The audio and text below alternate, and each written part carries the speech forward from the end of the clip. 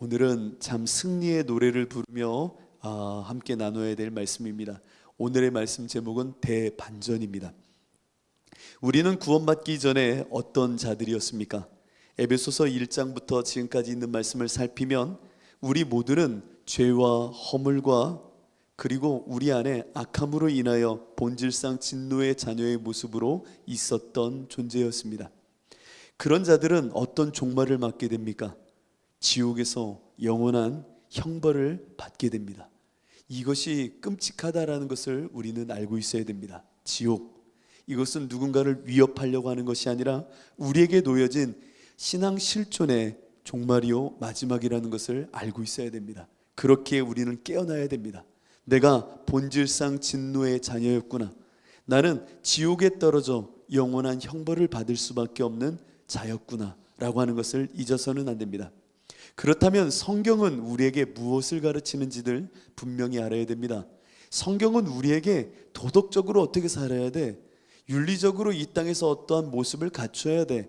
이 땅에서 의인이 되고 위인이 되기 위해서는 이러한 인품과 성품을 마련하는 게 좋지라고 하는 것을 가르치는 것이 말씀이 아닙니다. 하나님의 말씀을 곰곰이 한번 읽어보십시오. 하나님의 말씀은 처음부터 끝까지 우리를 조명하십니다. 왜 조명하시냐면 그 진리로 하나님의 빛으로 우리를 조명하심 속에 우리가 얼마나 죄인인지를 알게 하시는 것이 하나님의 말씀입니다. 이 모든 말씀은 어떻게 보면 우리의 실체를 폭로하는 것이 말씀입니다. 그래서 말씀은 거울이다 라고 말하기도 하죠. 그 말씀 앞에 서면 내가 도덕적으로 윤리적으로 어떠한 인물이 돼야지를 발견하는 것이 아니라 그 말씀 앞에 서면 내가 얼마나 죄인이고 연약하며 내 안에 하나님 없이는 저 먼지와 티끌밖에 되지 않는구나 라는 것을 성경은 끊임없이 우리에게 말씀하고 또 말씀하고 말씀하는 겁니다. 이 한 주를 저는 보내면서 참 신묘하게도 한 주간 가슴 아픈 분들을 좀 많이 만나게 되었습니다. 근데 그들만의 가슴 아픔이겠습니까? 우리 모두의 가슴 아픔이 다 있지요. 왜냐? 먼지와 티끌인 인생들이니까요. 사무실에 있는데 한 분이 문자를 하셨습니다. 기도할 곳이 없는데 거기 가서 기도해도 되나요? 그럼요. 우리 교회는 열려 있습니다 라고 했는데 그분이 이렇게 문을 열고 들어오셨습니다. 들어오시더니 저는 사무실에 있는데 이곳에서 혼자 목 놓아 기도하시는 겁니다. 얼마나 그 가슴이 아플지 옆에서 보기만 해도 너무나도 마음이 아프더라고요. 얼마 전에 남편이 이제 소천하시고 홀로 계시면서 그 뒷정리를 하시는 가운데 기도할 곳이 없어서 기도할 곳이 없다가 문득 우리 주사랑 교회가 생각났나 봅니다. 그래서 목사님 기도해도 될까요? 그럼요, 그럼요. 그래서 여기 와서 기도하시는데 저도 모르게 저 문 사이에서 멀리 쳐다보았습니다. 그랬더니 하염없이 우시는 거예요. 그 우시는 그 모습이 그분만의 문제가 아니라 나의 모습이고 또 한 주간 만났던 이들과 또 신방하게 되는 이들의 모습 속에 참 우리 인생의 모습이지, 우리가 얼마나 죄인이며 흠이 많고 연약한 자인지, 정말 성경은 우리의 이 연약함을 늘 십자가 앞에 세워 보도록 하는 겁니다. 그래서 오늘 말씀은 정말 중요합니다. 구원은 우리가 죄인임을 폭로당할 때에 그 폭로로부터 시작되는 겁니다. 하나님의 이 말씀이 우리 안에 들어오면 우리는 침노하는 그 하나님의 말씀 가운데 내가 얼마만큼 죄인인지를 폭로당하게 되는 겁니다. 그것을 무서워하지 마십시오.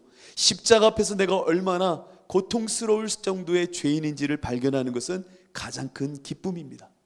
세상 사람들은요 이걸 모르죠. 이전에 우리도 몰랐잖아요. 그런데 하나님이 우리 가운데 말씀으로 들어오시어 나의 실상을, 참모습을, 있는 그대로의 나의 모습을 보여주시니, 야, 내가 본질상 진노의 자녀고 하나님 없이는 살아갈 수도 없던 자인데 내가 어찌 이렇게 죄인된 모습으로 살았지 라고 하는 것을 명확하게 뚜렷이 한치의 오차도 없이 말씀을 통하여 깨닫게 하시더라는 겁니다. 김세훈 박사님이 이런 비유를 한 적이 있습니다. 인생은 뿌리가 뽑혀 던져진 나무와 같아서 자신이 뿌리가 뽑혀 던져진 나무인지 모르는 자들은 이렇게 생명이 아직 있는데 이렇게 나 혼자서도 무얼 할 수 있는데 라고 자고함 속에 살아간다는 겁니다. 뿌리가 뽑혔지만 그래도 살아있으니 그것이 자기 스스로 살아있는 생명인 줄 착각하고 그렇게 지낸다는 겁니다. 그러나 시간이 도래하고 시간이 흘러가면 마지막 그 인생은 말라 비틀어져 죽을 수밖에 없는 뿌리가 뽑힌 인생인 겁니다. 우리가 뿌리가 하나님께로 내려져 있지 않으면 우리의 인생은 이와 같이 죽어지는 겁니다. 그런데도 그냥 괜찮은 거 아닌가? 지금 당장 내 모습이 살아있으니까 된 거 아닌가? 아니요. 내가 어떠한 실상인지를 보아야 그 가운데 참 생명의 자리로 가게 되는 겁니다. 에베소서 오늘 말씀의 12절을 보면요, 그때 너희는 그리스도 밖에 있었고 라고 말합니다. 그때 여러분들 그때 다 예수님 밖에 있으셨잖아요. 저도 그래요. 예수님 밖에 있었어요. 예수님 밖에서 죽어가고 있었다고요. 그리스도 밖에 있었고 이스라엘 나라 밖에 사람이라 약속의 언약들에 대하여는 외인이요, 하나님과 전혀 상관없는 자들이요, 세상에서 소망도 없고 하나님도 없는 자이더라. 우리의 모습이었습니다. 우리의 실상이었습니다. 나의 모습이었다고요. 이것이 우리의 본 모습이었다라는 것을 안다면 오늘 바울이 에베소서 2장 4절로 7절로 주시는 이 말씀은 너무나도 기쁜 대반전의 서사요 하나님의 선포가 시작되는 겁니다. 이 대반전에 여러분들은 올라타셔야 됩니다. 대반전의 하나님의 이 역사에 여러분들은 지금 참여하게 되는 겁니다.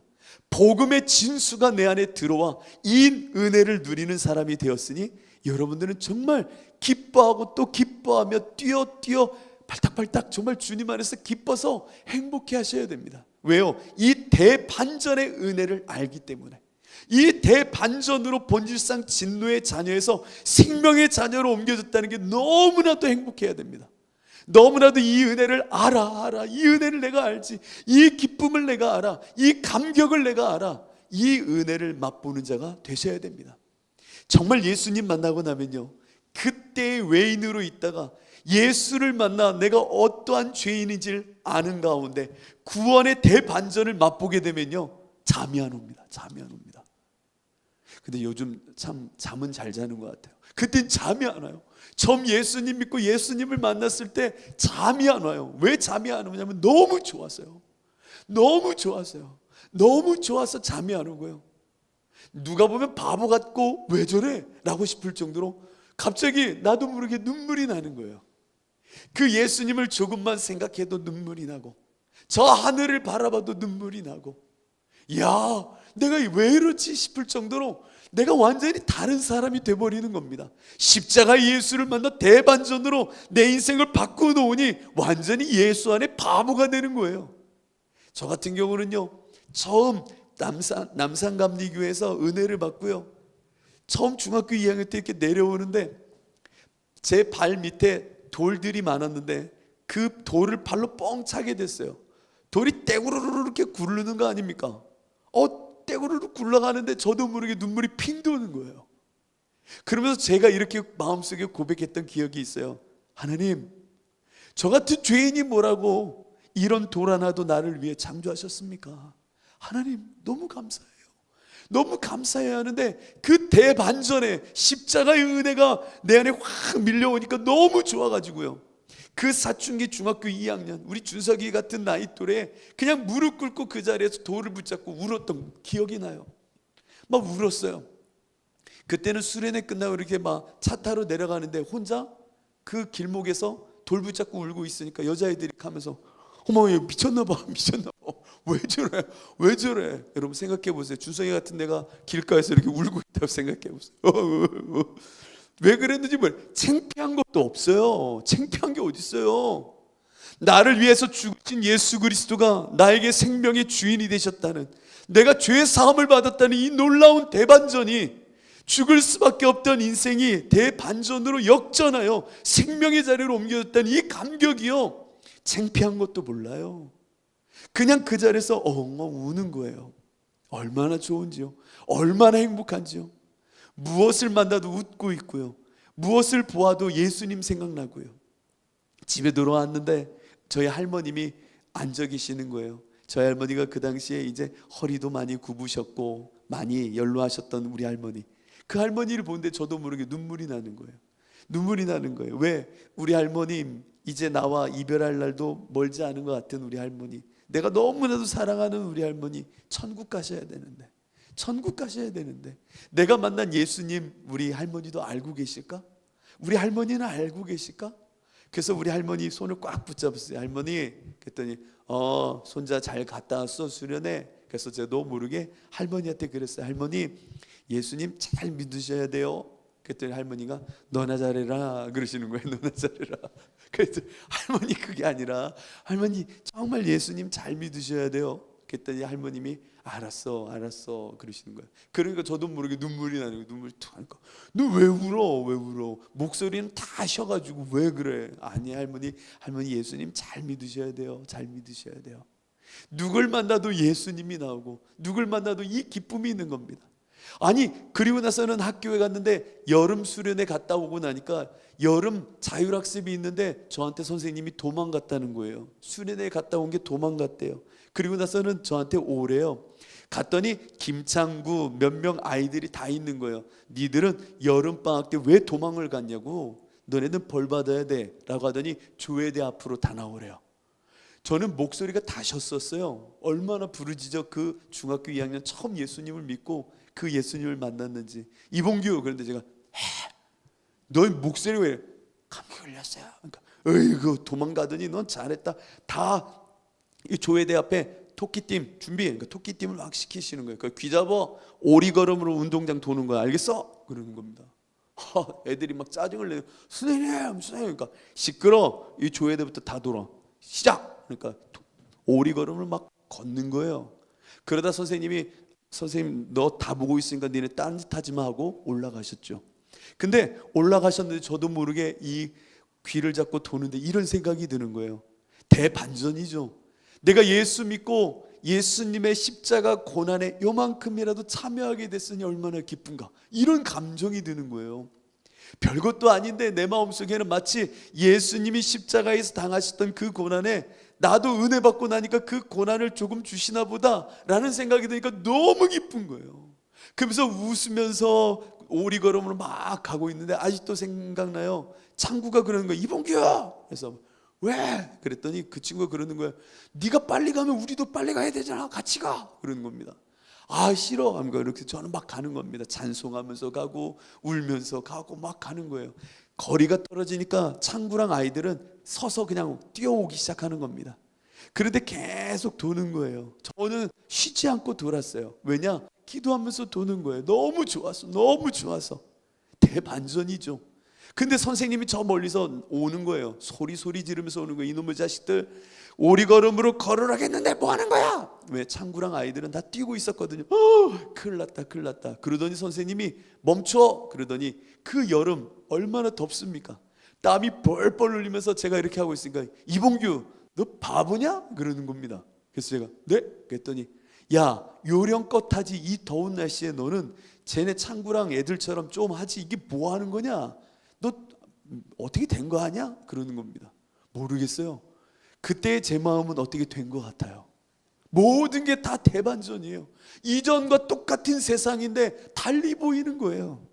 오늘 바울이 이 에베소서 2장 4절을 통해 죽었던 이가 새로워지는 이 호대 그러나라고 하는 대반전의 접속사를 통하여 그 은혜를 오늘 우리에게 이야기하기 시작합니다. 호대라고 하는 이 헬라어는 그러나라고 하는 접속사입니다.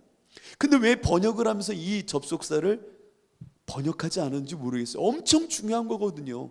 앞에서 우리의 진노의 자녀의 모습이었으나 그러나 라고 하면서 대반전으로 얼마만큼 우리에게 구원의 대서사시가 엄청난 은혜로 역사에 있는지를 오늘 에베소서 4장 2장을 통하여 말씀하기 시작하는 겁니다.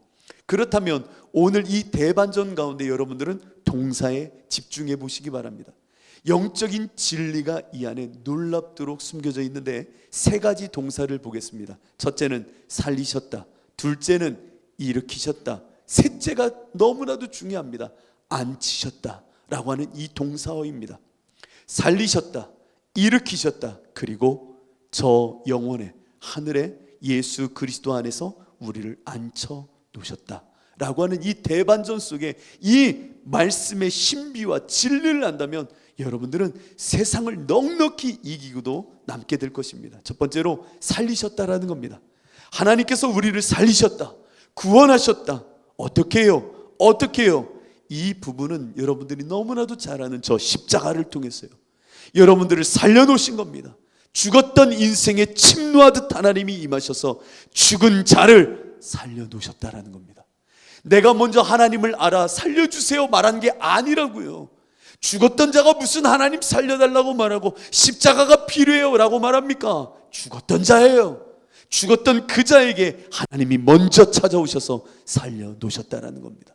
내가 필요하니까 예수님 주세요, 인생은 단 한 번도 먼저 말한 적이 없습니다. 죽었던 이가 무엇이 필요하다고 말하겠습니까? 하나님께서 먼저 사랑으로 찾아오시어 살려놓으신 겁니다. 살려놓으셨다라고 하는 이 놀라운 역사 속에 우리는 일어서게 된 것입니다. 그러면 살리셨다라고 하신 이 하나님의 역사 가운데 한 가지를 분명히 알아야 됩니다. 하나님께서 우리를 왜 살리셨는가라고 하는 겁니다. 왜 하나님은 여러분들을 살리셨습니까? 무엇이 여러분을 살려놓게 한 이유가 됩니까? 이것을 정확하게 방점을 찍어 우리는 알아야 됩니다. 나를 살리셨어요. 왜? 왜 살리셨을까요? 바울은 이것을 우리에게 분명하게 오늘 본문을 통해 일으키신 이 살리신 사건 속에 알게 하십니다. 여러분, 왜 하나님이 여러분들을 살리셨을까요? 천국 가라고요. 맞습니다. 예수로 살라고. 맞습니다. 그러나 근원적인 1차원적인 직접적인 하나님의 이유는 아닙니다. 하나님이 여러분을 살리신 이유는 단 하나, 하나님의 은혜의 풍성함을 오는 여러 세대에 나타내시려고 여러분을 살리신 겁니다. 이게 분명해져야 됩니다. 나의 유익과 이익, 이것이 나에게 유익과 이익이잖아요. 맞아요. 그러나 그것이 직접적인 이유가 아니라 오늘 7절 말씀처럼 이는 이와 같이 하신 이유는 대반전을 일으키시어 살리시고 일으키시고 하늘에 앉히셨던 이 사건을 우리에게 허락하신 이유, 이는 그리스도 예수 안에서 우리에게 자비하심으로써 그 은혜의 지극히 풍성함을 오는 다가올 미래로부터 우리에게 다가올 여러 세대에 나타내시려고 여러분들을 구원하셨다라는 겁니다. 여러분들이 죽어나가나 이후의 모든 세대가 여러분들을 통하여 하나님의 은혜의 풍성함을 알게 하시려고, 하나님의 은혜의 풍성함, 그 구원의 사랑을 대대에 알리시려고 우리를 구원하신 겁니다. 이것을 아셔야 됩니다. 하나님의 영광을 담직케 한 이유는 오는 모든 세대에게 하나님의 은혜가 무엇인지, 십자가의 사랑이 무엇인지를 여러분 개별의 인생을 통하여 나타내시려고 여러분들을 살려 놓으신 겁니다. 나 개인이 천국 가는 것의 끝이 아니라 직접적인 이유와 목적, 우리를 살리신 이유, 그것은 하나님의 은혜를 나타내시려고, 하나님이 어떠한 분이신지를 대대손손 알리시려고 하나님은 우리 가운데 복음으로 일하셨다라는 겁니다. 이것이 분명해야 됩니다. 나 살린 이유 바로 이것이구나. 우리는요, 구원은 1차적으로 하나님의 하나님다우심이 드러나는 것이구나라는 것을 이 시간 분명해야 합니다.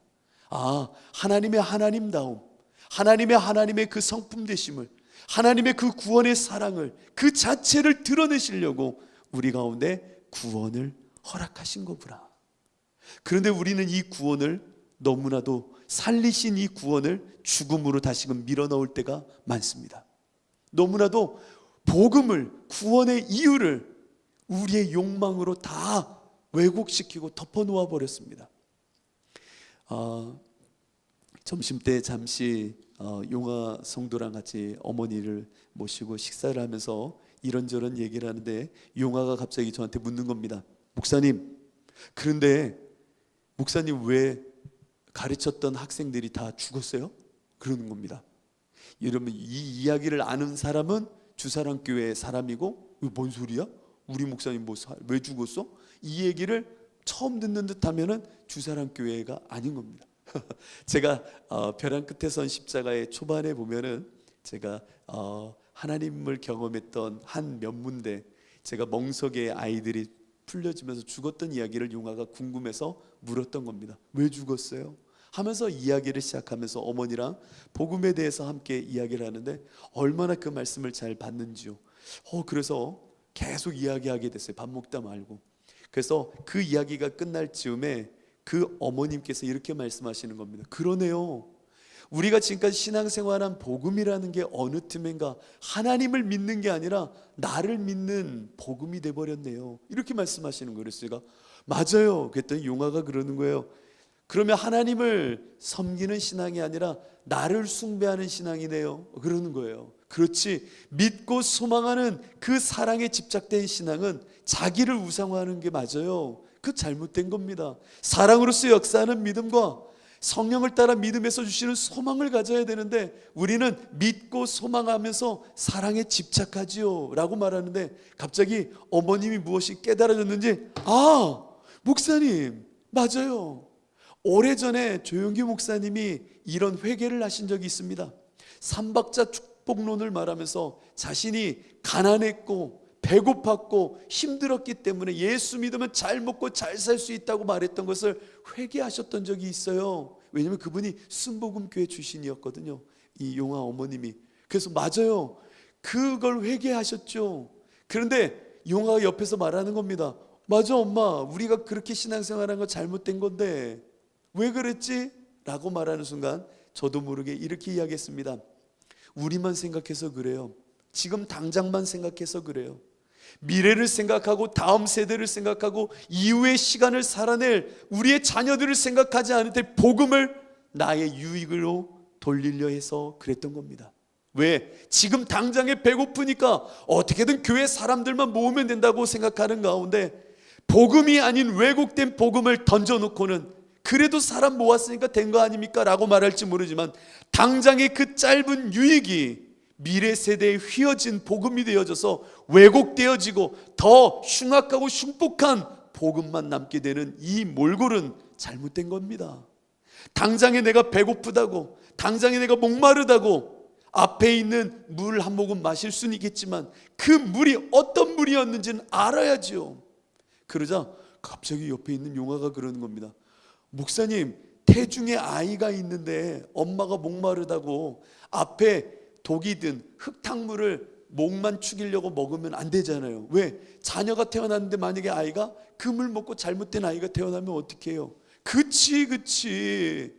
복음을 복음되게 그 복음을 지켜서 당장의 눈앞에 보이는 세상이 좋아할 만한 결과가 없더라도 복음을 지키고 살리신 하나님의 복음의 뜻을 말해야지. 당장에 우리 교인 나 배부르려고 교인을 모으려고 왜곡된 복음을 전하면 당장에 해가 낼지 모르나 태중의 아이는 죽어가는 겁니다. 다음 세대는 어떻게 하라고요? 그 왜곡된 복음을 원래로 돌려놓는 게 얼마나 힘든데요. 우리의 신앙은 이와 같이 죽은 자에서 일으키신 그 하나님의 사랑 가운데 온전한 복음으로 나아가야 되는 겁니다. 우리를 살리신 이유는 우리의 이익과 욕망을 채우려고 구원을 주신 것이 아니라 대반전을 주신 이유는 바로 하나님의 은혜의 영광을 다음 세대에 나타내게 하시려고 우리를 구원하고 있다는 것을 잊지 마시기 바랍니다. 두 번째로 일으키셨고 하늘에 앉히셨습니다. 이 두 단어를 동시에 기억하십시오. 우리를 죽었던 우리를 살리셨을 뿐만 아니라 일으키시더니요 저 그리스도 예수와 함께 하늘에 앉혀 놓으셨다라는 겁니다. 이것을 분명히 깨달으셔야 됩니다. 엄청난 신비입니다. 부정 과거형으로 쓰인 이 단어입니다. 하늘에 앉히셨다. 언젠간 그렇게 되겠지의 언어가 아니에요. 이미 내가 여기 있지만 나의 참 실존과 나의 존재됨을 하나님은 하늘에 앉혀 놓으셨다라는 겁니다. 완료라는 겁니다. 분명하게 하나님은 이 일을 이미 이루어 놓으셨다라는 겁니다. 이게 무슨 얘기예요? 나 이 육체를 갖고 이렇게 살아있는데 내가 예수 그리스도 안에서 저 하늘에 일으키시더니 예수와 함께 앉혔다고요? 내가 하늘 보좌 옆에 앉아있다고요? 예수 그리스도와 함께 저 하늘에 앉은 자라고요? 맞습니다. 이것을 깨닫는 자가 영혼을 품은 자입니다. 나는 지금 이 자리에 있지만 하나님이 나를 살리셔서 저 예수 그리스도와 함께 앉힌 자로 저 하늘에 앉게 하셨다라는 겁니다. 여기 있지만 저 위에 있는 내 신분, 그 신분이 나에게 주어진 본질이고 나는 그 완성을 향하여 지금 살아간다는 겁니다. 이 실상을 보셔야 됩니다. 나를 하나님이 완성된 자로 저 하늘에 앉혀 놓으셨구나. 이것이 우리 안에 분명한 믿음으로 보여져야 됩니다. 믿음으로 나를 완성시켜 놓으신 그 모습을 바라보면서 영원의 때에 하나님이 그리스도 예수 안에서 앉혀 놓으신 그 정체성을 보면서 그 모습을 향하여 오늘도 소망 중에 우리는 나아가는 겁니다. 믿음을 가지십시오. 나를 완전하게 만들어 놓으신 그 형상 이미 하나님이 완성해 두셨다라는 겁니다. 그것을 보는 자는 이 땅에서 당당한 겁니다. 프랑스의 철학자 중에는 정체성을 이야기할 때 자체성과 함께 자기성을 이야기한다고 합니다. 이게 어렵죠. 그런데 정말로 근사한 말입니다. 우리 한국 정서의 정체성은요, 다 시간의 과거와 현재와의 대화를 통하여 정체성을 형성합니다. 나의 정체성은 뭡니까? 누구세요? 라고 물으면 우리 한국 정서는 저 어디에서 태어났고요, 저희 아버님 누구시고요, 어느 초등학교 나왔고 중학교는 어디 나왔고요, 다 과거로부터 훑고 지나와요. 이게 내 정체성이라고 말하는 거예요. 과거로부터 현재 이 모습을 자체성이라고 말하는 겁니다. 자체. 이 과거로부터 온 이 모습만을 나의 정체성이라고 말한다는 겁니다. 누가요? 한국 정서는 그래요. 그래서 새 학기 되면 아이들 나와서 자기소개하러 가죠. 그러면 과거로부터 지금 익숙하게 그 이야기만 합니다. 그런데요, 프랑스의 철학자는 자기성을 말합니다. 자기성을 한번 잘 보세요. 자기성은 뭐냐면 지금 있는 나의 모습 속에 내가 꿈꾸는 나, 미래에 도래할 나, 이것을 나의 정체성으로 선포하는 겁니다. 나는 어떠한 인물이 될 것이고 이와 같은 자가 납니다. 지금 여기 있지만 미래에 이루어질 나의 선취된 나의 정체성을 나의 정체성으로 말하는 게 프랑스인들입니다. 참 재미있는 정체성이죠. 오늘 성경은 비슷해요. 아니, 이것보다 더 실제적이에요.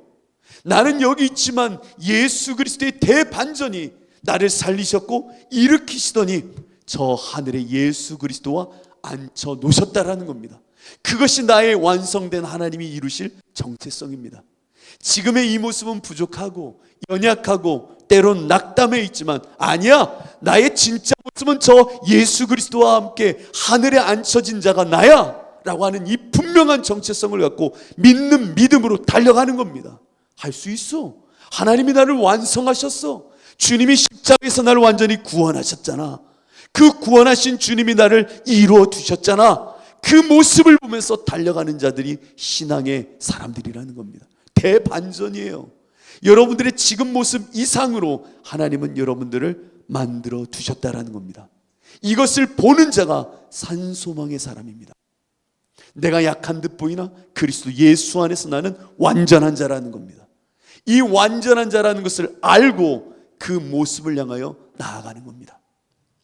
여러분, 미켈란젤로의 다윗상을 아시죠? 미켈란젤로가 다윗상을 만들었을 때 이런 유명한 말을 합니다. 어떻게 저 돌에서 이런 근사한 작품을 만드셨나요? 그때 미켈란젤로가 말합니다. 이 돌 안에서 나는 그 다비드상, 그 다윗상을 보았습니다. 뭐라고요? 그냥 돌덩어리인데 돌 안에 나는 다윗의 모습을 보았습니다. 그러면요, 그 본 모습을 보았기에 정을 들고 끈을 들고 필요 없는 돌덩어리를 다 제거한 것뿐입니다. 그랬더니 다윗상이 나온 거예요. 같은 돌을 보고 있지만 나는 그 돌 자체가 아닌 돌 안에 완성되어져 있는 다윗을 보았다는 거죠. 믿음이라는 것, 예수 그리스도 안에서 주님이 내 안에 그리스도가 되신다는 것, 그 그리스도와 함께 살아가는 나는 내 자신을 완성된 자로 보게 하시는 그 능력 속에 살아가는 겁니다. 지금은 형편없어 보일 수도 있고 아직은 아닌 것 같지만 하나님이 나를 완성하셔 예수 그리스도 우편에 그 하늘 자리에 앉혀놓으셨지. 그 믿음으로 바라보면서 달려가는 겁니다. 지금 내가 비록 연약해도 그 완성된 모습, 이루신 하나님의 역사를 나의 정체성으로 고백하면서 달려갑니다. 이게 대반전이라는 겁니다. 이 땅에 살아가나 영원을 보는 자, 얼마나 근사한 인생인지요. 그러니 담력이 있고 세상을 이긴 자의 모습으로 나아가는 겁니다. 내가 이 약한 이 마음 때문에 이렇게 주저앉을 수가 없어. 세상이 뿌려대는 그 비교와 끊임없는 핍박과 경쟁 속에 나를 이렇게 처참하게 버려둘 수는 없어. 나는 이게 내 모습 아니야. 저 하늘의 영원에 있는 모습이 나의 모습이야. 대반전인 겁니다. 그것을 보면서 지금 이 모습을 끌고 십자가로 나아가는 겁니다. 그래서 그리스도인들은 정말 죽으면 죽으리라는 각오로 나아갈 수 있게 되는 겁니다. 예수님께서 변화산에서 내려오셨죠. 변화산에서 내려오니까 말 못하는 귀신에 들린 아들 한 명을 데리고 온 아버지가 있었습니다. 아버지는 제자들에게 말합니다. 내 아들이 불로 물로 뛰어들면서 귀신에 들려 말도 못하고 저렇게 어려운 생활을 하고 있으니 좀 귀신 좀 내어 쫓아달라고 말을 합니다. 제자들이 정말 아무런 능력도 행할 수 없고 무엇 하나 할 수 없게 된 모습 속에 변론을 하듯 서로 이야기하고 있는 겁니다. 그때 예수님이 그 모습을 보시고 말하죠. 무슨 일이냐? 이래저래 해서 당신의 제자들에게 이 귀신 좀 내어 쫓아달라고 했는데 당신의 제자들이 아무런 능력도 행하지 못하더이다 라고 말합니다. 그러자 예수님은 책망하십니다. 믿음이 없는 세대여, 내가 얼마나 너희와 함께 있으며 얼마나 참아야 되는가? 그 아이를 나에게 데리고 오라. 그 아이를 데리고 왔을 때 아버지께서 그 아이의 아비가 말을 하는 겁니다. 예수님, 무엇을 하실 수 있거든 우리를 불쌍히 여겨 도와주옵소서 라고 말합니다. 그때 예수님이 버럭 소리를 지르십니다. 무엇을 할 수 있거든이 무엇이냐? 할 수 있거든이 무엇이냐? 믿는 자에게는, 저 영혼을 침노하는 자에게는 능치 못함이 없느니라. 이 말을 들은 아비의 곡소리를 들으셔야 됩니다. 오늘 이 밤에 여러분들 그 곡소리를 들어야 됩니다. 주님, 내가 믿음 없사오니 믿음을 주옵소서. 이 믿음은 단지 내 아들 고쳐달라는 믿음이 아니라 예수 그리스도가 보게 하시는 그 영혼을 볼 수 있는 믿음을 나에게 주옵소서 라고 하는 간청이라는 겁니다. 믿음 없는 자요, 믿음 없는 자요, 할 수 있거든이 무엇이냐? 믿는 자, 네 자녀를 살려 완성한 그 모습을 볼 수 있는 자, 내 안에서 그것을 보는 자는 정말 복되도다. 여러분, 오늘 이 시간 여러분들은 믿음을 구해야 됩니다. 정말 나의 정체성, 나를 살리시더니 십자가에서 나를 품으시더니 부활의 생명으로 나를 일으키시더니 끝내는 저 영혼의 완성된 모습으로 앉혀두신 그 모습, 그것이 나지. 이것은 가정이 아니라 하나님이 이루셨다라는 겁니다. 당신이 대반전을 통하여 완성하셨다라는 겁니다. 그것을 보는 자, 믿음 있는 자요, 그것을 향하여 나아가는 겁니다. 그래서 믿는 사람들은 군사와 같고 눈에 힘이 있고 담력이 있는 겁니다. 얼마나 근사한지요. 왜? 지금 이 모습보다 완성된 그것이 나의 참모습임을 알기에 담력을 갖고 나아가는 겁니다. 때론 넘어져도 다시 일어나는 겁니다. 이렇게 낙담하여 있는 모습이 나 아니야. 하나님이 나에게 주신 모습 아니야. 예수 안에서 나는 완성자의 모습으로 나아가는 거야. 대반전입니다. 엄청난 겁니다. 사망아, 네가 나를 넘어뜨린다고? 죽음아, 네가 나를 넘어뜨린다고? 불안아, 네가 나를 넘어뜨린다고? 세상의 돈이 나를 넘어뜨린다고? 야, 나 괴롭게 하지 마. 내 안에 예수의 흔적이 있고 믿음으로 나는 완성된 저 모습을 향하여 나아가는 자야. 이 모습으로 나아갈 때에 우리의 인생을 보는 이들이 있으니 바로 다음 세대라는 겁니다. 이 세대들이 우리를 보며 뭐라고 말합니까? 이야, 사람으로는 할 수 없는데 어떻게 저런 모습을, 어떻게 저 사람이 저렇게 변화가 되었지? 저렇게 흉복했던 자가 어떻게 저렇게 근사한 자가 될 수 있지? 맞아요. 그 모습 속에 그들은 하나님의 영광과 십자가의 은혜를 보게 되는 겁니다. 이것을 위하여 우리에게 구원을 베푸셨다라는 겁니다. 여러분들의 못난 모습, 그러나 변화된 모습, 대반전의 이야기를 통하여 여러분들은 하나님의 은혜와 구원을 많은 사람들에게 증거하고 있는 겁니다. 잘하고 계신 겁니다. 십자가로 마음껏 그렇게 절뚝이십시오. 사람들이 그 모습을 보고 하나님을 보게 될 것이고 하나님의 영광을 찬양하기 시작할 것이며 하나님이 이루신 놀라운 역사를 고백하게 되는 것입니다.